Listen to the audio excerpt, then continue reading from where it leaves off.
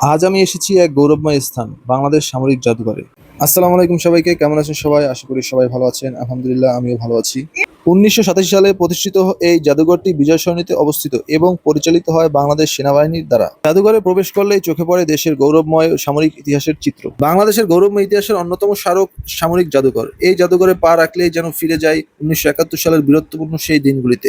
তো চলুন ঘুরে দেখা যাক জাদুঘরের ভিতরের অংশটি। এই জাদুঘরের বিশেষ যেসব দিকগুলো তুলে ধরা হয়েছে তার মধ্যে হলো মুক্তিযুদ্ধ, সেনাবাহিনী, নৌবাহিনী ও বিমান বাহিনীর ইতিহাস। রয়েছে যুদ্ধকালীন অস্ত্র, গাড়ি, ট্যাঙ্ক, যুদ্ধবিমান, পোশাক। আরও রয়েছে মুক্তিযুদ্ধের বীরদের স্মরণে গ্যালারি।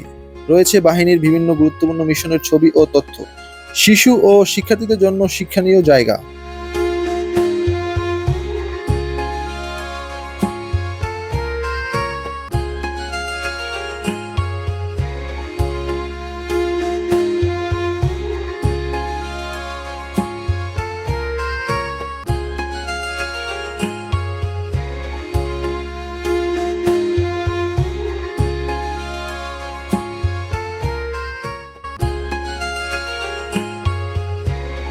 এখানে দেখা যাচ্ছে একটি পুরনো কামান। এটি ১২ পাউন্ডার আর্টিলারি গান, যেটি একসময় যুদ্ধক্ষেত্রে ব্যবহৃত হতো।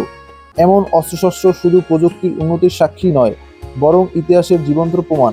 সামরিক জাদুঘর আমাদের মুক্তিযুদ্ধ ও সেনাবাহিনীর গৌরবময় ইতিহাসকে তুলে ধরে।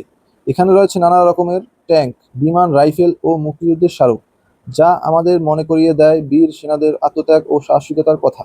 শিশু থেকে শুরু করে বড় সবাই এখানে আসলে শিখতে পারবে দেশের জন্য কেমন করে এক একটি বিজয়ের গল্প লেখা হয়েছে। সত্যি, এটি শুধু একটি জাদুঘর নয়, এটি একটি অনুভূতির জায়গা, গর্বের প্রতীক। বাংলাদেশ সামরিক জাদুঘর আমাদের দেশের সাহস ও আত্মত্যাগের প্রতীক।